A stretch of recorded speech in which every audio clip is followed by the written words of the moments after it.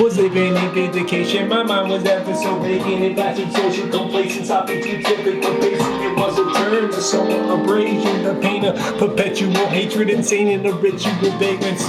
A coming of age was a breaking. The rules are now written in pages in the bloods of spirits and ages. The order of visceral, pagan, secular, visual placement, based in a miserable stasis.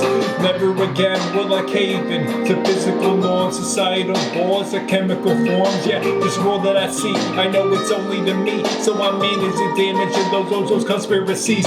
Minimum pace, derivative ways, conjure the copious corollaries, twisting off like branches of trees, risking through a polishing breeze. I feel that my brain is demolishing needs a truth without the bending of knees, positing that it is better to breathe without the naming of dichotomies. Remnants of merit are all in between, a side of how we are trained to proceed. Ephemeral mental reprieve, perspective beckon to see what's more than 3D, and longevity while keeping the peace indefinitely.